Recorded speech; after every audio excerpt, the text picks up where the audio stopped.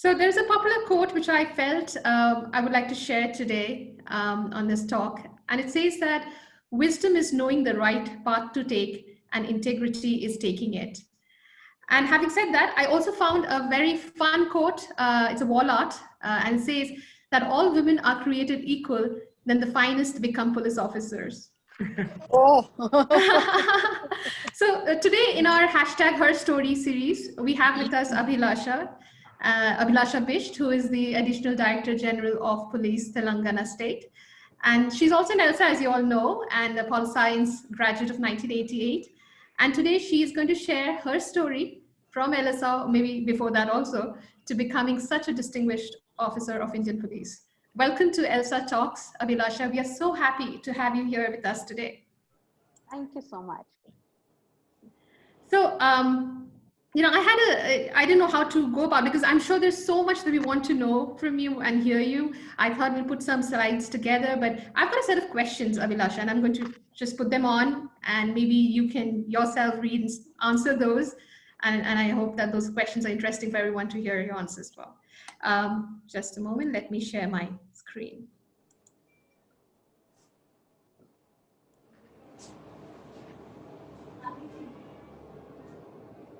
Okay. So everyone can see my screen? Yes. Just a moment.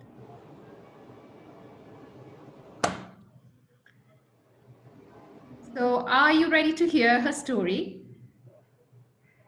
Tell us something about yourself, Abhilasha. Who is Abhilasha Bisht? Yes. At the moment, I'm feeling like one of you. I'm feeling no different. I'm so excited to see all of you. What distinguishes me as Abhilasha is, I don't know. It's a very difficult question. It's a very fundamental question that you've asked. I can tell you what I've done. I studied in Wellens, then LSR, then JNU, and then got recruited into the Indian Civil Services, into the IPS. And after that, I was allocated to Andhra Pradesh cadre. And I've been, I've been in this cadre now for over 25 years. I've been in the service now for over 25 years. I'm at the rank of Additional Director General of Police. At the present, interestingly, I'm heading the battalions, which is an all-male organization. I'm the only woman who wears a uniform in this organization, and I'm the shortest one in the organization. Those who remember me remember I'm not more than 5. I mean, I stretched it to 5.5, but that's 5 is maybe with age it's shrunk. But yeah, so I'm the only woman, the shortest woman in this whole force, which is the armed force of the armed units of the Telangana police. I have an all over Telangana jurisdiction. I handle the training, the law and order, the procurement for my 13,000 officers and men. Before that, if it interests you all, I started as a young, idealistic assistant superintendent of police to go out there and change the world. And I'm still there. I'm still trying to change things as they go. And, I got posted to a place called Narayanpet in Telangana in Mahbubnagar district, Andhra Pradesh at that time. And I remember, the description of the English August, where the author says that, he was served this curry with red oil floating on top and couldn't eat it and didn't know what to do with it. Well, I was in the same state. Everything here has a handful of red peppers thrown in. Very few vegetables at that time where I was located at Narayanpet. It's almost on the border with Maharashtra, but very chilly food and very different cuisine from what I've grown up in. So it was very unsettling initially. One has such glorious ideas of the Indian Police Service. There I was in this ramshackle house with 3 rooms and a kitchen, which was all aligned like a train. One compartment after the other, no garden, nothing. But yeah, I guess the spirit of the 3 alma maters sort of saw me through that. There was work to be done. And when I was getting transferred, and I remember this very vividly, when I was getting transferred from Narayanpet, one beggar on the street, and he comes to me and he says, "Japanese police, mat jao." So was I fundamentally different in terms of food and culture and language? I was also fundamentally different in looks. So I could be, well identified by people as, even if when I was in Mufti, they knew who I was because I have chinky eyes and I'm a little fair. Color is a little different from the others here. And I wear my hair very short. So yeah, I could be easily identified, and a lot of support has been given to me throughout my career. So I am a police officer. I am a mother now of 2 boys. I mean, difficult task, believe me. I'm also an avid gardener and an idealist. I think to bottom it all is I'm quite an idealist still. So if you also are a pet lover, right? I see on your Facebook. Yes. My dogs, no, and dogs and fish. So 2 types of pets I keep. I have dogs and I have fish. The fish are not very savvy at posting, so they don't get posted on Facebook. But the plants and the dogs are, my children have put a blanket on no photographs from them. So the blanket privacy act as far as the kids are concerned, but the dogs have no say, the plants have no say, they get posted all over Facebook. I'm also an avid photographer, so very, very amateur, but yeah, there you go. With my phone, I'm clicking all the time, any place. Beautiful. I'll move on to the next one. Just one second. Yeah. So if you have to ask you your personal statement of purpose, what would that be? You started with a very a quotation that you started with really echoes my thing to myself, my motto to myself. It's to be true to yourself. Now, it sounds very easy to say, but there is yourself in this statement, and first you have to find yourself, and then you have to be true to yourself. So yes, my journey through school, college, home, even profession has led me to understand myself better and to hold the values that were inculcated to me in me through even childhood and through adult as a young adult in colleges and university and adult in university, to hold them the equality of humanity in terms of treatment, equality of treatment to humanity. The constant vigilance, and the political science people will go, yeah, the constant vigilance that we must have to maintain our democracy. And as a citizen, what needs to be done. So I see myself in a dual role. I see myself as a police officer who has to take and do the writ of the government, but I also see myself as a citizen who needs to play my role in making sure that our democracy, our civil society is vibrant and viable, and doesn't it doesn't get vitiated, and wherever possible in my little pond, whoever I can influence, that is the constant thing I keep telling people. What you need to do, don't say the government will sit and come and do it for you. If there is a banana peel on the floor, don't say the municipality people will come and pick it up. Pick it up and throw it in the dustbin. That is our responsibility. It is my country, it is my land, it is my area, it is my environment, it's my planet. So yeah, to be true to oneself, to what one believes in, to find those things, that is my that would be my personal statement of purpose. Sounds wonderful. Actually, it's wonderful. Thank you so much. Change begins from us. So thank you. I think this is something that you already have given us a little flavor of, but how has your time at LSR helped you shape? So I came into LSR and I was just thinking last night and, just wondering what I would say during this webinar. I was really having stage fright, but you guys had such a warm welcome that that's all sort of gone. So I was going to tell that when I joined LSR, I switched streams. So I went from science to arts. I went from science to political science, which was not scientific at all.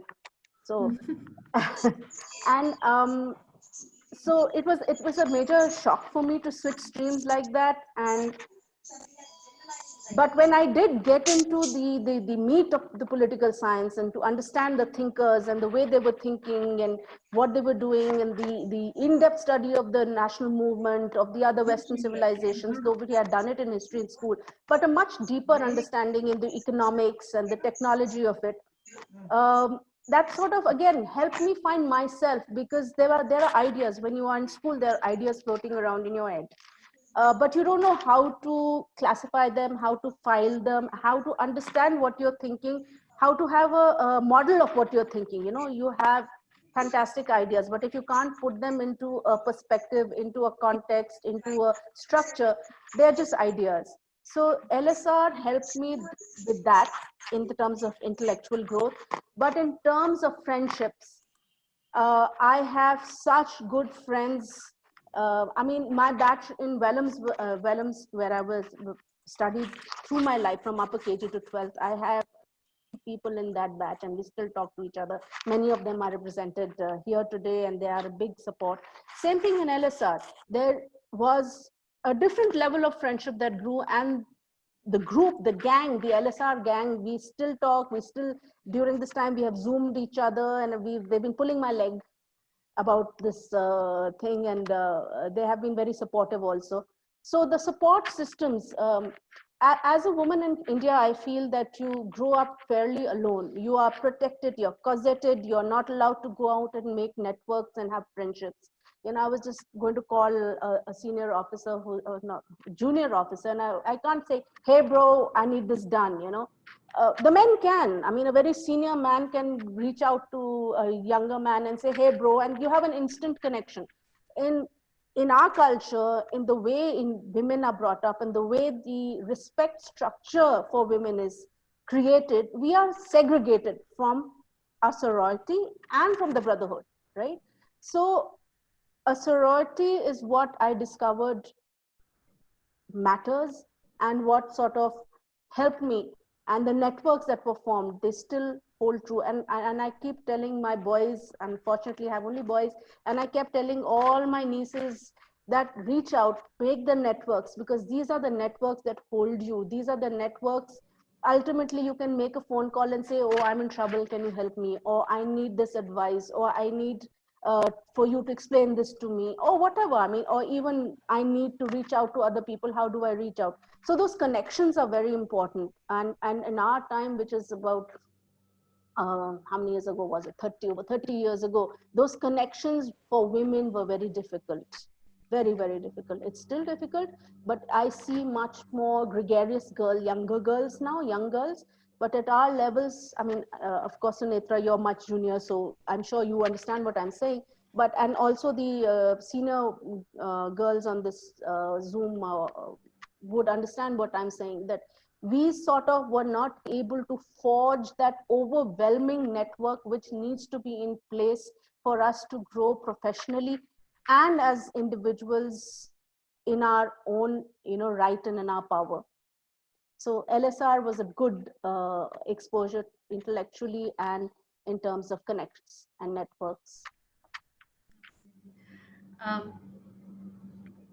Your fondest memory at college? Too many actually. I know, just one, the best one perhaps, which is very closest to you. Okay, so I mean, there are too many, but what stands out, and because it was a very organized thing, was that we did this Annie Get Your Gun, John, what's his name? We had this stage group which was formed, and the SRCC boys, including Shah Rukh Khan, I must add, was part of this group. And Shah Rukh Khan was a cowboy. He was not so significant at that point as he is now. So he was one of the cowboys. So we did the Annie Get Your Gun and the rehearsals. And Barry John was our director, and he had come into LSR to direct. We used to have great fun. I mean, it was a different experience for me. And I had acted in plays in school, but not at such a grand production level.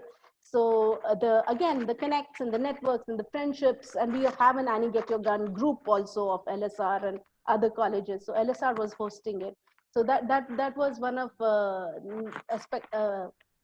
not fond memory, but a very But yeah, significant memory I significant. have of LSR. The fond memories are mainly of the hostel, Hostel. eating those oily fried parathas on Sunday with the dahi, with the group and bagsing the seats and getting first in line, so you got the garam garam parathas.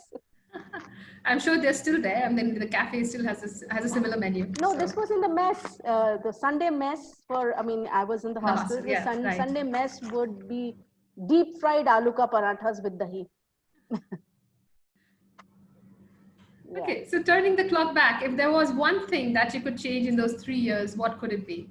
Now, this is a very interview kind of a question, and I I would like to know. say, I would like to say, I read this question earlier when you shared it with me earlier, Yeah. but I would like to say that immediate in the short term,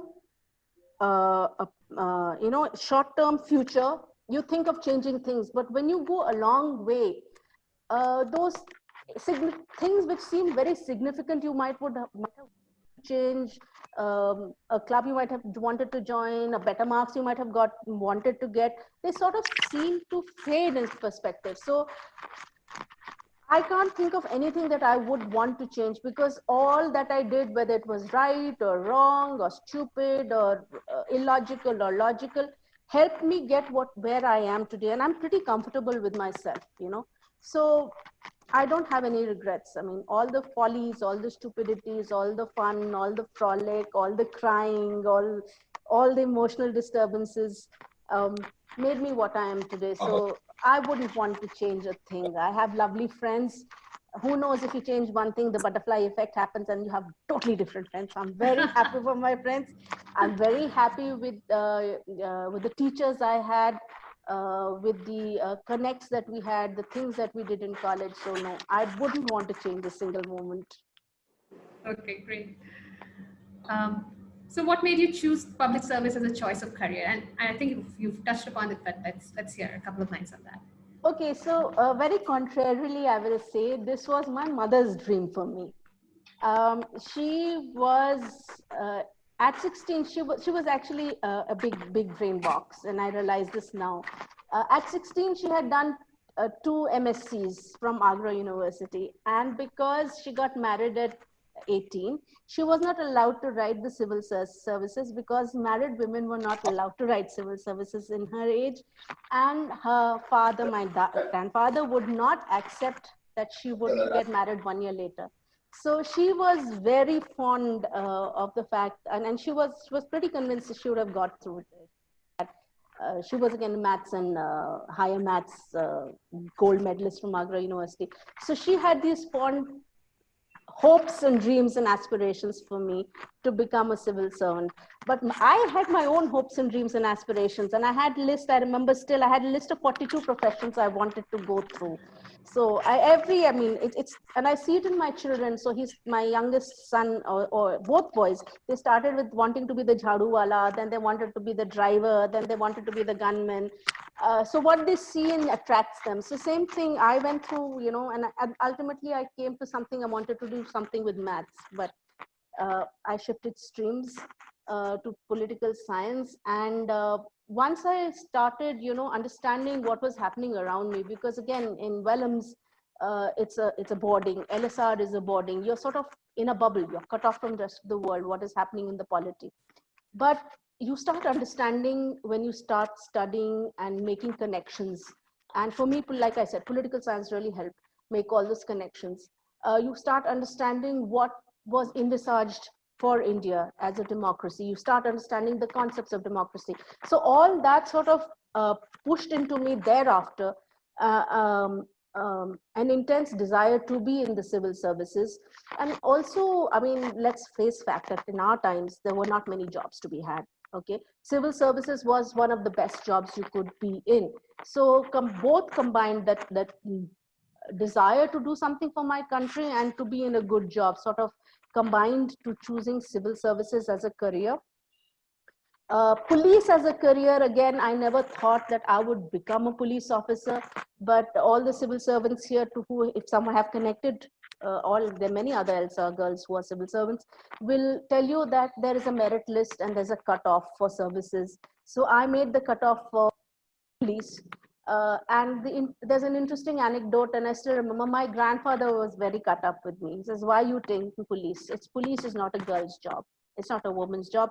You should take something like revenue or something, even postal services or something. You have a senior enough rank to be able to choose any of the services you want." And there was a big fight between my grandfather and me. My father, on the other hand, was very supportive, very, very, very supportive. And he says, if you feel you can do it, go for it. Don't second guess, don't do anything. Just go for it. And once you decide to go for it, then you give it your best. So that has been his advice. And I'm saying my father, not my mother, in this aspect, because I lost my mother soon after I passed out of LSR. So she could not see me becoming a civil servant. And I regret that to this day. But this would be the advice she also would give to me, that don't second guess yourself. Once you're going for it, just go and get it. So that's what I've done. I've not looked back. I'm a cop and I really enjoy this uniform. It's a privilege wearing this uniform. Okay, 3 things that are cornerstones of your journey, and I mean, you could even go for one, but cornerstones of my journey. Growing up in a very idealistic kind of environment, both in LSR and in Wellams, I never understood there was a caste society, a very fragmented caste society outside. And I discovered that not all of my batchmates and friends and socially aware girls, please don't laugh at me. I discovered this when I went in my first posting, and there were riots, or there was atrocities being committed against SCs. And then it hit home to me that there is a very, outside books, there is a caste structure, but it's a very fragmented, very violent caste structure. And at our times, it was very fragmented and very violent. It still is, but there's a difference in the scope and the nature and the way it's working out. It played out very differently when 30 years, 25 years back. And I could not understand the whole concept of untouchabilities. I had read it in a book. The state I belong to has very low levels of untouchability, or things like incidents like this happening. Uttarakhand, I'm from the hills. Uttarakhand, very little at that time. Such incidents would occur. But I went to Narayanpet, and there, bang in my face, there was the first case of, where people had not been allowed to draw water from a well. So had to sit in a panchayat and understand that what I had been reading in the books was a mere microcosm of what happens and goes down. So that became a cornerstone for me, because I could not understand the difference. To this date, I have been raised as not as a girl, but I've been raised as a human being, because we were 2 sisters. Nothing was, yes, of course, protection was always there, but we were never told that these are your boundaries and you cannot step over them. I had never realized as a human being that there were boundaries and that you should not be, there are social laws or rules or regulations or whatever you have it, which says you can't overstep them. So that was a cornerstone for me, in that sense, that from that day, I made all efforts to make sure that in my dealings as a police officer, only the uniform mattered. And this is one thing I tell all my boys, all my trainees, anyone who comes in contact with me and starts and saying he's that and he's that or she's that. I keep telling them, once you wear this uniform, once you're serving the government of India, you're a public servant. You cannot have a caste, you cannot have a religion, you cannot have a color, you cannot have even political ideas you cannot have. Because any of these give you a prejudice and push you in a certain direction. So once you wear your uniform, the khaki should be your only religion, your only caste, your only color, so that sort of has been the cornerstone for my journey. Once I am a government servant, for me, everyone is treated equal. There might be inequalities, but what counts for is how I am treating another individual. They should be treated on merit. If someone is doing wrong, yes, they should definitely be punished. But if someone is not doing wrong, or if someone is being discriminated against because of gender, because of caste, because of religion, because of color, because of language, because of disability, then I become a revolutionary at that point. I want to go take out my sword and go, let me fight. So yeah, I will just go with one cornerstone, because for me, that is the most important one. Very significant. Did your gender play any role, if at all, in your journey? That's See, I just explained to you, Body I touch. had never grown up with a gender, That bit, a yes. gender box. I've How never been put in difficult a or how gender easy box. was it? But when I joined the police service, most of my subordinates were men. Today, I'm the only woman in this organization. So unfortunately, the forces, and I had another web conference with the first woman in the Air Force, Anupama Joshi, and we were discussing this, that unfortunately the forces have been very resistant to inclusion of women in their ranks. And it's always been seen as a brotherhood, cannot be opened up, and sisters or women coming in would create Additional General problems. of Police. However, the police force now, they have been amply, it has been amply demonstrated to the police that without women, things do not work, because women are there in every sphere. So you have women breaking all sorts of glass ceilings and participating in law and order, in protests, women becoming executives, women doing night shifts, women working as a 50% workforce in many industries now. So men dealing with women leads to an issue of how to handle, because again, like I was telling you, the whole concept of respect to a woman, or a woman's, a space, a man invading that space even for arrest has a different connotation to a woman going and arresting another woman. There is a dignity that comes out of understanding that personal space and that respect. Even if that person is a criminal, that personal space and that dignity must be maintained. So police is more and more realizing all the ignominy heaped on cops while handling women in law and order, or handling women criminal, or handling complainants, or handling victims, has been because there is a very poor understanding into the mindset, onto the travails, into the understanding, into the psyche of a woman, which is, I will always say, the psyche of a woman is much different to the psyche of a man. So police force is now including more women. But when I joined the force, I was the only woman. I did not speak the local language. I did not eat the local food.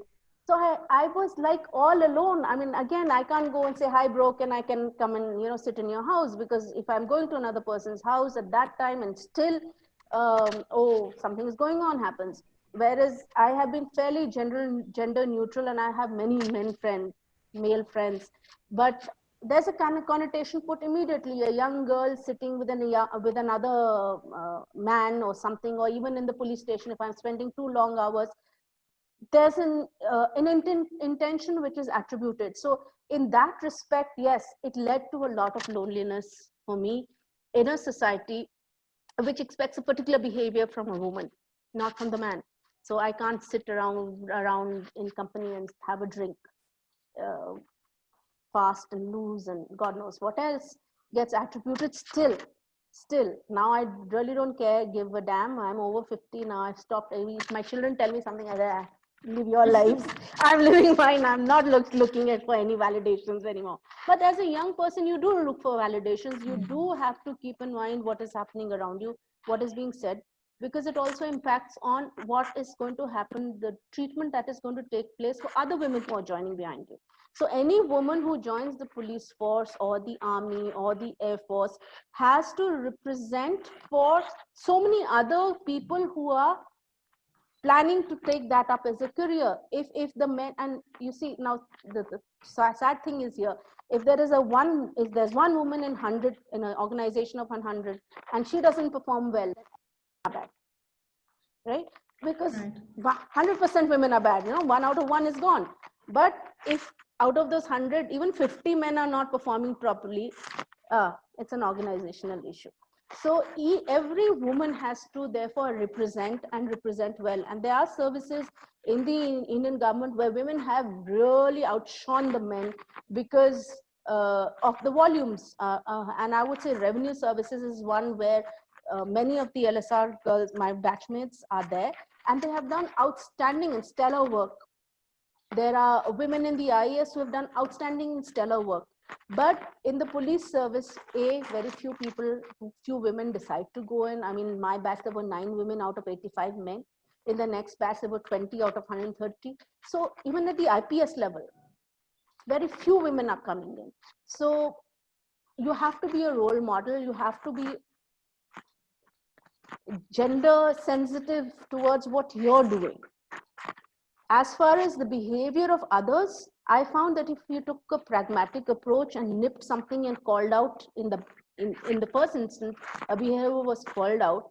And I usually am considered one of the most outspoken officers because I will tell you on your face, and my friends will say that there's nothing new. She still tells it on her face.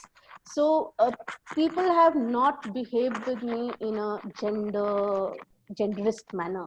I have been accepted as almost as one of the boys, not quite, but yeah, almost there. Not that I want to be accepted as one of the boys, but I want an equal playing field. So yeah, so gender does play a role.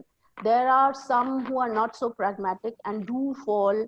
There are some who are not strong enough because, again, all sorts of girls, all sorts of behaviors, all sorts of psyches.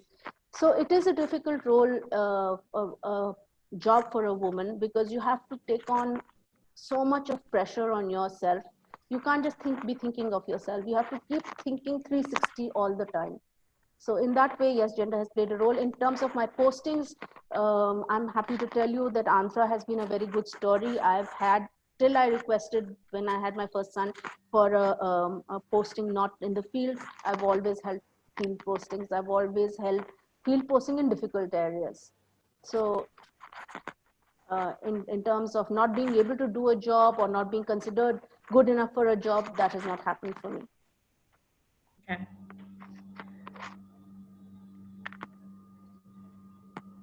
So you have such an interesting job, and in the confines of confidentiality, can you share one anecdote which our viewers can find interesting? I told you one already when I was called Japan Police, and that was very funny. Yeah, there have been many heartbreaking instances and very heartwarming instances. I'll tell you a very heartbreaking instance. And again, as a much younger officer, I was dealing with a dowry burning case. This young girl, was burnt by her in-laws and her husband because whatever dowry demands were not met. Again, that was a waking point for me that this does happen outside films and books. And the parents, and this had happened about 6 months back, and the parents came to me after 6 months. This girl is healed from almost 70% burns. She's barely able to walk because her legs, her arms and limbs are in a bad condition. And they come back to me and tell me, as the officer in charge, saying that please facilitate a return of this girl to her marital home. And I was so annoyed at that time. And this girl was not as if she was, not educated. She had done her bachelor's degree. She had studied a B.Ed. She could have got a job. But the lack of support from her parents stunned me that she's a burden to us. We need to send her back to her family. And they sent 3 of them, the father, the mother, and the daughter came to me.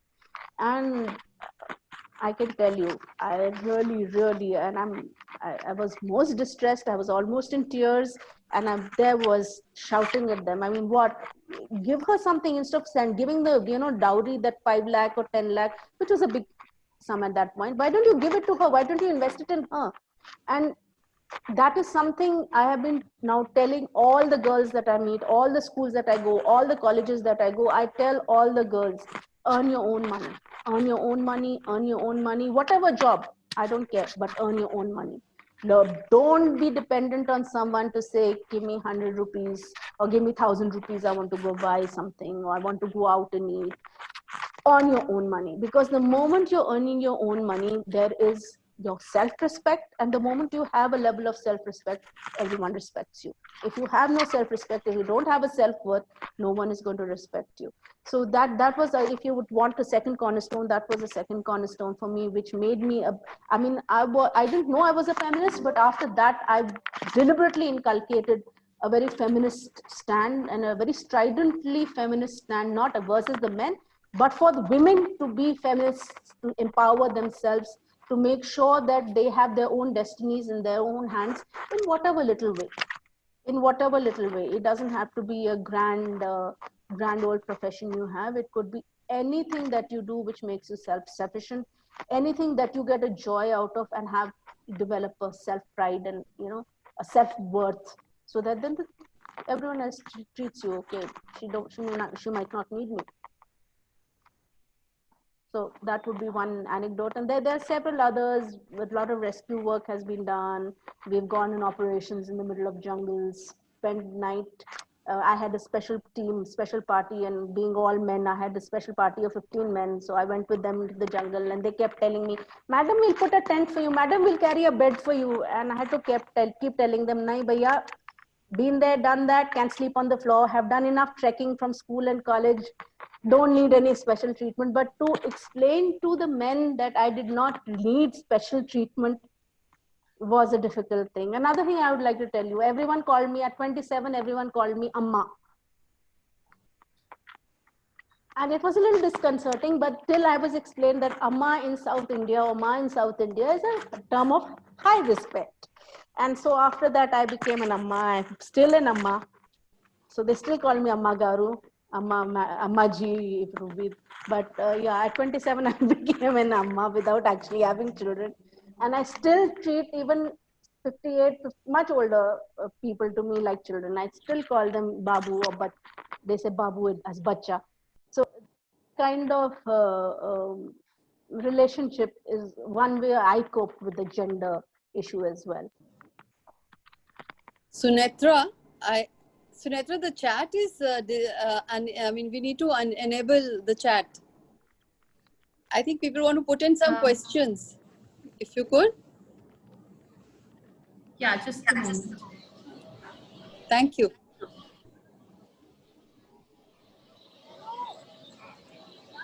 Smita, can you look into that, please? Yeah, chat should be, I mean, it hasn't been disabled. Yeah, it's there. It's not disabled. Yeah, you can chat. It's enabled. Okay. Okay. No, you it can says, send in your questions here, actually. Yeah. no, it says chat disabled. It says it's disabled. It's disabled. It says so, chat disabled. So if you go into your security at the bottom, Yeah. in that there'll be some chat. It will say Okay. enable chat. Okay, just see if you can find out. Yes, it's done. I think it's done. Now it's done. Now it's Yeah, done. it's Thank done. you. It's done. Thank you. Thank you. Okay, No problem. awesome. Very much. Great. Okay, we have like about 10 to 12 minutes, but we want to know more about you, Abhilasha. So how is a day in the life of Abhilasha Bisht?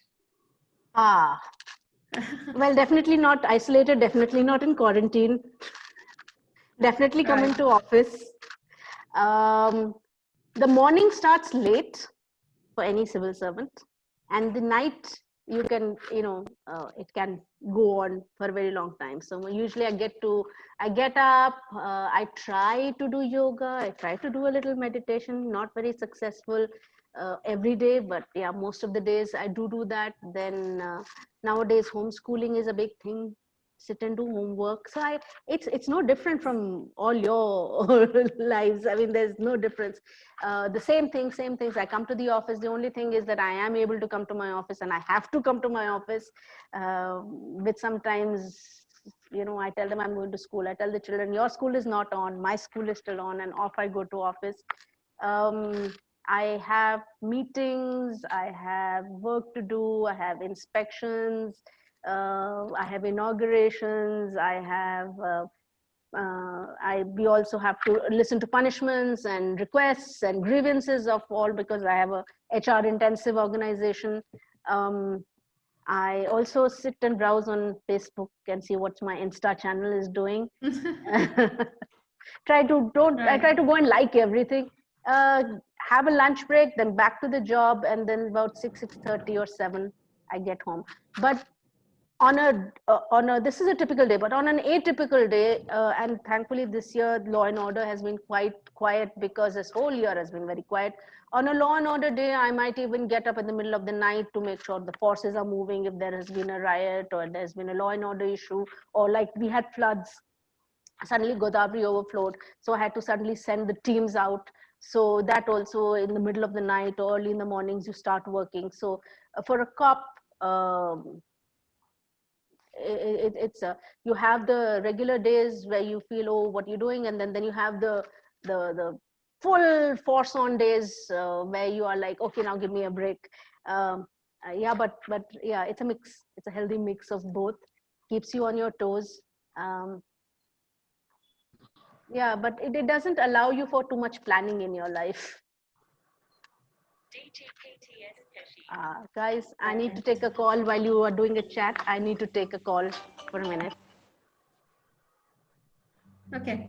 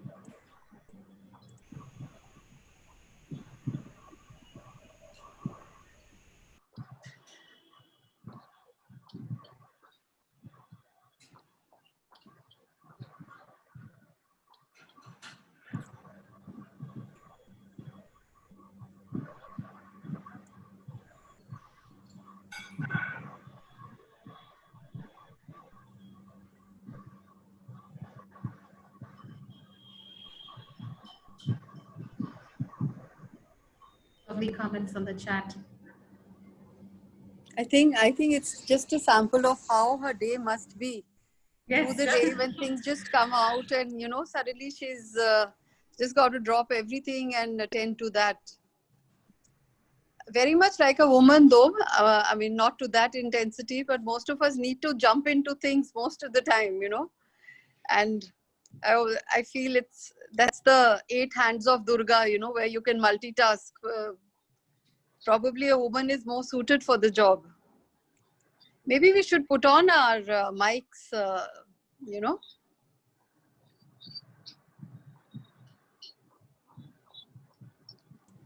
True. But we have more people joining still. Yeah. I think that's why we call her Top Cop. Right. Yeah. And true, I'm seeing her pictures from a really long time back, and now, and I was doing a Google search and I was finding about her, and she's not aged at all. I'm like, you cannot see, she's still the same as she looks in college, if you see some She's of these calling. pictures. Yeah, like you guys are saying. Like, I'm from Willems. I'm we were in the same class. She calls her mother a brain box. She was a brain box herself. Yeah, like she was a genius in maths. She was a genius in maths. She was really good. Yeah, and she didn't take that, and she wanted to do that. Yeah, that's why I wonder how she was able to switch disciplines and be such a success in political science as well. Where's my batchmate?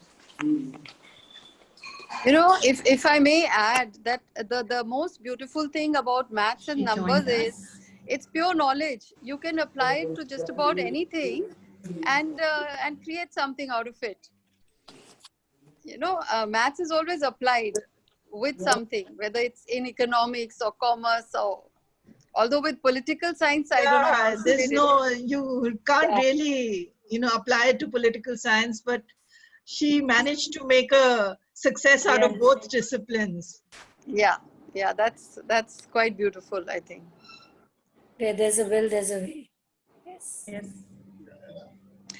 Destiny also plays a very big part. I mean, I believe so now, at that time we always thought of choices and so on, but somewhere it guides you, it takes you where you're meant to be, and you'll end up being very happy there once you reach where your destiny wants you to be. It's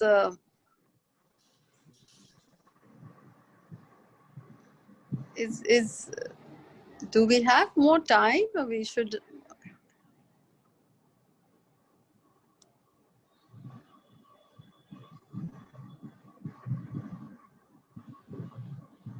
We have 5-6 minutes, and I have a couple of more questions, and then it depends on whether she's able to join us back, and she's not pulled into something critical. So we'll see.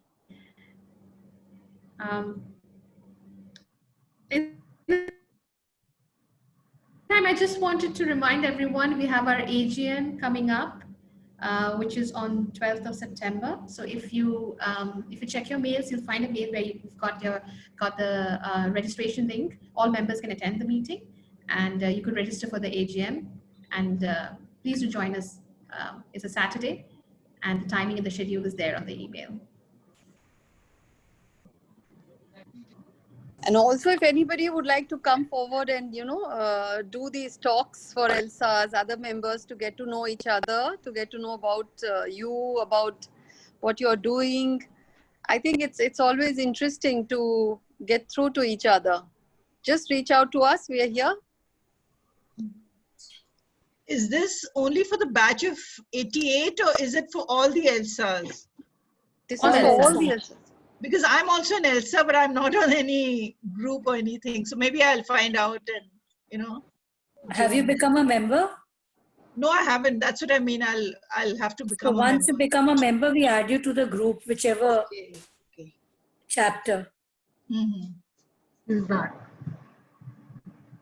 I'm back. I'm sorry, I was interrupted. The DGP wanted some information.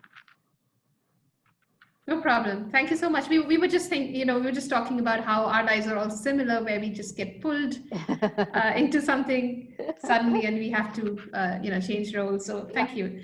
I'm going to move ahead. I just have a couple of questions more. So now probably the next one is the last one. Yeah. Any message for our ELSA women? Lots of messages. I think I've been giving messages throughout. Yes, so many. Throughout, I've been Lots of giving. wisdom. So no, and these are things I think of profoundly and I get disturbed about. So I want to pass it out, and you might have a different view, but this is what I think.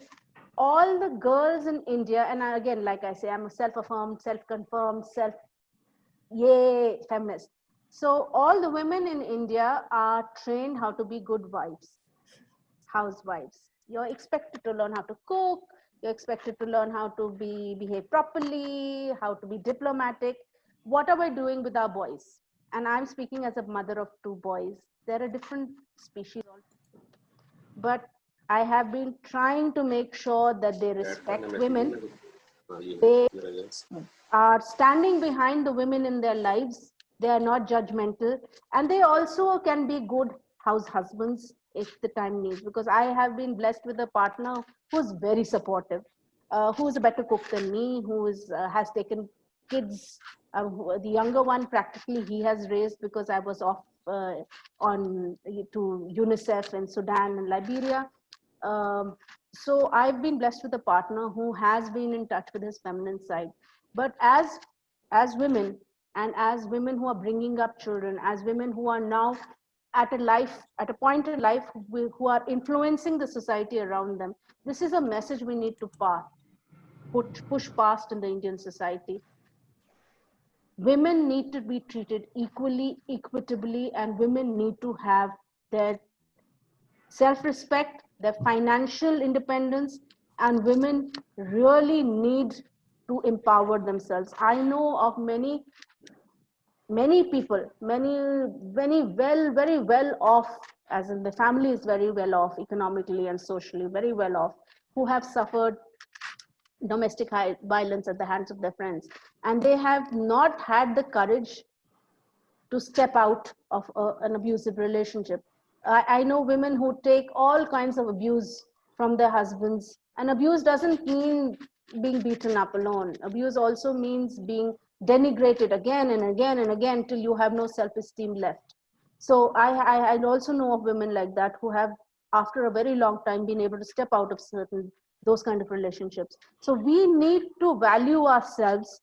We need to value our own power, our own our own rights before anyone else can do it for us. And to do that, whoever is in a position of being able to positively influence other women and other men in their lives or around them, please go and say this again and again and again. We need to break this dichotomy, which does not allow for a sisterhood, which does not consider, who put women in a box of great virtue, and they sanctify women and they pray to the women and ultimately treat them worse than rags on the way. So please, that is my message for all Elsa women. You're powerful, vocal women. Go use that power. That's right. Thank you. That's good. Thank you so Good. much. I have just a couple of questions, Abhilasha. Yeah, just the last, and be quick, like it's rapid fire. So just I'll give you only 2 seconds to answer these. And then we'll close the session. Just a moment. So are you a coffee person or a tea person? Coffee. Great. Okay. Chick flicks or action thriller? Action thrillers. Definitely action thrillers. Okay. Which of these movies? I hope you've seen them. Although I haven't, but I'm just asking. Wednesday. No. A Wednesday. Okay. Wednesday, yeah. That's a good choice. Okay. Vacation in the mountain or the sea? Both, if I can get the vacation time. Mountains. I would prefer the mountains.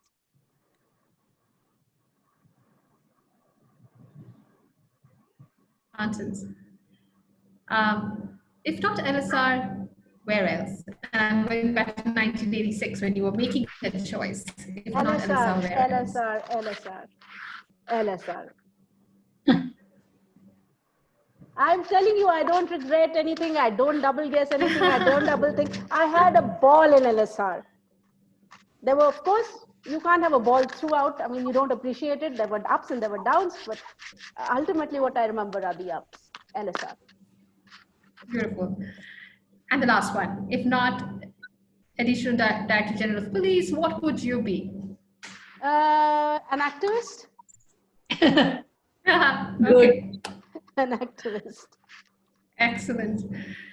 Thank you so much, Abhilasha. Do you guys have any questions? We've got her just a couple of minutes more, and then I think we've already crossed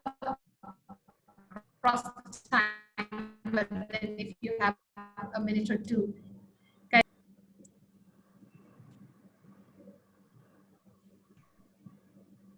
Anybody has any questions? No questions. Hi, Bishti. I was just reading your comment. Hi, Urvi. How are you? Can't miss this. We were roomies together in the hostel.